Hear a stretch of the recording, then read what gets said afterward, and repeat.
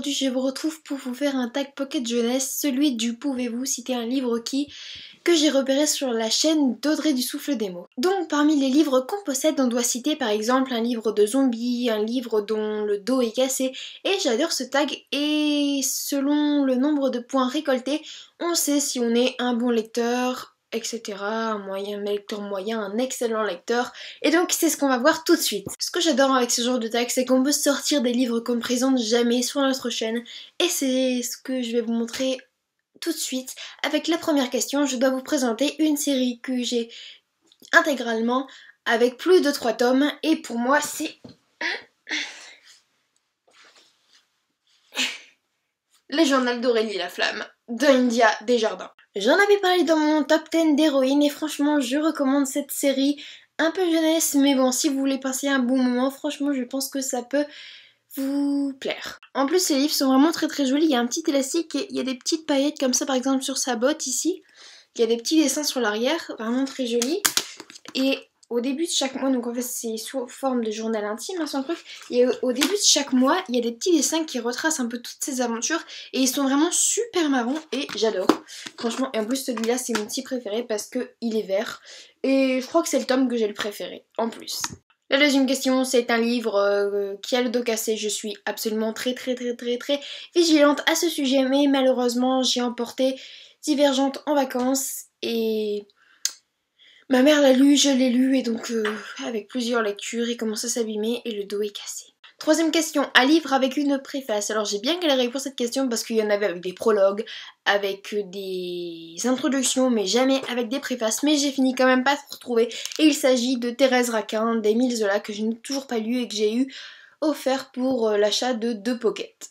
Quatrième question, un livre dans une langue étrangère et j'ai choisi de vous présenter Billy Elliot de Melvin Burgess. J'avais dû le lire avec l'école, en fait la plupart des livres que je lis en anglais, on me les prête ou je les emprunte à la bibliothèque parce que c'est souvent sur internet qu'il faut les commander et je préfère aller dans une librairie que sur internet. Cinquième question, un livre que vous ne lirez sans doute jamais et pour moi c'est Les Fabliaux du Moyen-Âge. C'est un livre qui était au programme en 5e que je n'ai pas lu, honte à moi, et je pense ne jamais le lire.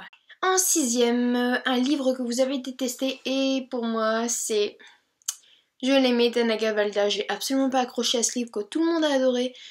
Je sais pas, le rythme d'écriture était vraiment très lent. Je suis désolée si vous l'avez aimé, mais moi ça l'a pas fait du tout. 7. Un livre avec plus de 3 feuilles vierges à la fin, et pour moi c'est La mécanique du cœur de Mathias Malzieu, je le sais parce que je l'ai lu il y a pas très longtemps. Vérifions, il y a 1, 2, 3, 4, 5 pages vierges à la fin du livre. C'est bien l'édition Flammarion. Un livre que vous avez lu plusieurs fois et pour moi c'est sans aucune hésitation Moi Christiane F. très droguée pour instituer que je conseille vraiment à tous les vivants qui existent sur la Terre et même dans les autres galaxies. 9e question, un livre avec une couverture argentée. Pour celui-là j'ai eu du bol parce que franchement ça ne peut pas mieux répondre à la question. La route de Cormac McCarthy. Ok, il y a en plus des petites paillettes. Si c'est pas la classe ça. Un livre sans remerciements, franchement je pense qu'on a plein. J'ai pris le premier qui venait et il y avait pas de remerciements donc voilà. Et donc c'est L'élégance du hérisson de Muriel Barbery. Excellent livre au passage. Deuxième question, un livre qui a toujours son bandeau en ce moment au cinéma. Alors je garde pas souvent les bandeaux des livres mais sur mon Bilbo le Hobbit, tout en haut il écrit maintenant au cinéma donc je pense que ça marche. Je sais pas. Un livre qui à la base ne m'appartenait pas, question très difficile mais j'ai trouvé.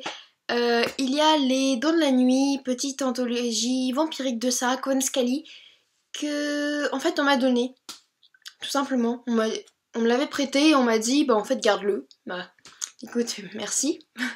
14e question, un livre dont la jaquette a mystérieusement disparu. Et personnellement j'aime pas trop les jaquettes alors je les jette tout le temps. Comme pour Divergente, je les ai jetées parce que je les ai pas trouvées très belles. 2 fois le même livre, oui. J'ai 2 fois Courses de nouvelles de Maupassant, je ne sais pas comment ça se fait. Un livre sans nom d'auteur, donc un livre anonyme. Et donc moi j'ai choisi L'herbe bleue. Un livre avec une découpe qui sort de l'ordinaire. Mon fabuleux livre sur Alice au Pays des Merveilles, il est vraiment très bizarre.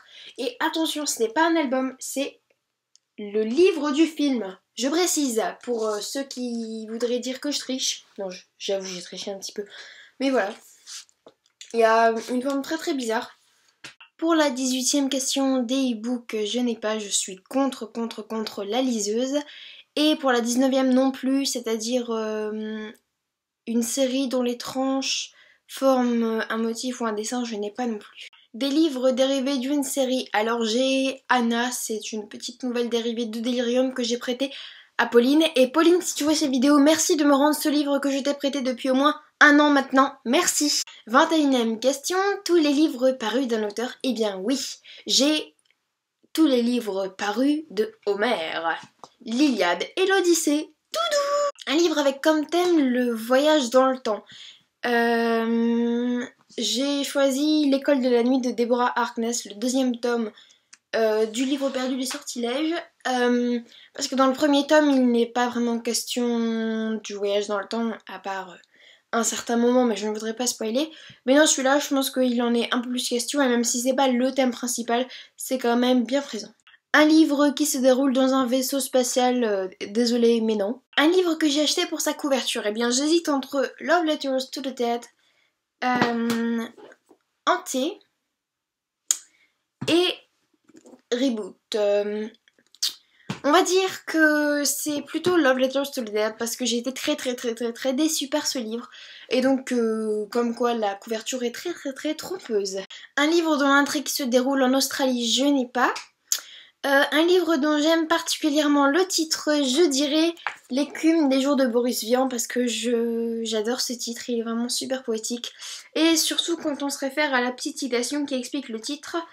À l'endroit où les fleuves se jettent dans la mer, il se forme une barre difficile à franchir et de grands remous écumeux où dansent les épaves. Entre la nuit du dehors et la lumière de la lampe, les souvenirs reflués de l'obscurité se heurtaient à la clarté et tantôt immergés, tantôt apparents, montraient leur ventre blanc et leur dos argenté.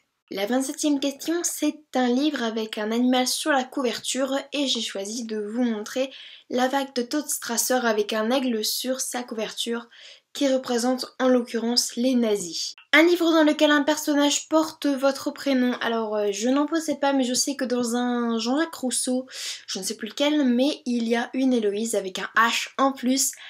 Avant-dernière question, un livre de zombies, je n'en ai pas, je n'aime pas vraiment ça. Et pour terminer, un roman qui n'est pas dans la bibliothèque parce que je l'ai prêté, il y en a tellement. Mais je dirais la sélection 3 de Caracas que j'ai prêté à mon amie Juliette.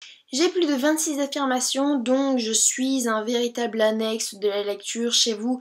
Chez moi, ça doit être le paradis de la lecture, etc. Donc j'en conclus que je suis une excellente lectrice et ça me fait très plaisir. N'hésitez surtout pas à reprendre ce tag, j'espère que cette vidéo vous aura plu. J'en profite pour taguer Uncle Library qui m'avait tagué pour les 7 péchés capitaux et vu que je pouvais pas la retaguer, je la tag cette fois-ci. Le temps de déballer les cartons, etc. Tu fais comme tu veux, mais je t'oblige à le faire. Donc on se retrouve très vite pour une nouvelle vidéo. Bisous!